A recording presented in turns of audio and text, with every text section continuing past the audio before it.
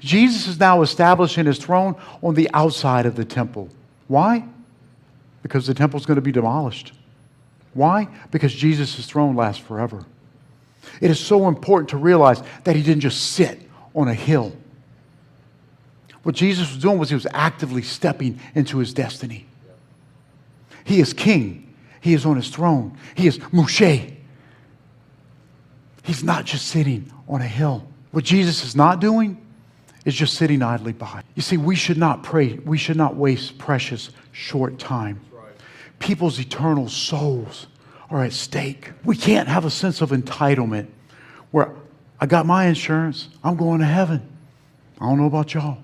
That's not what we're commissioned to do. We're commissioned to preach the gospel to every creature. We cannot afford to sit idly by. This is an equipping moment. When your vision is clear and your mission is in alignment with God's will, you're going to stop wasting time.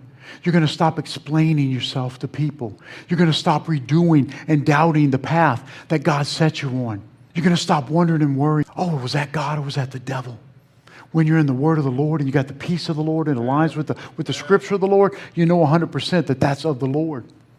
You see, you have the authority to intentionally move into your destiny. You know what wild lions don't do?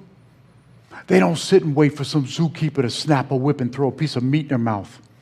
Wild lions pursue their destiny. You've got to be a wild lion for the kingdom.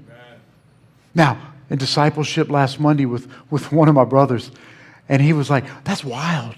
But I want to make sure you understand that even wild lions have boundaries. The kingdom is a governance system. It doesn't mean you run amok, helter-skelter. You see, even the wildest of lions gets to the end of the continent, and he looks at the Indian Ocean and goes, well, I'll go back. We've all got boundaries. This is the word of the Lord, but those boundaries are meant to allow you to roam free and be bold and powerful. Stop waiting on some circus tamer to crack a whip and feed you meat. Actively, aggressively pursue God's will for your life. I want to ask you, are you pursuing your God-given dominion and authority? Are you stewarding it well? Or are you just sitting on a hill?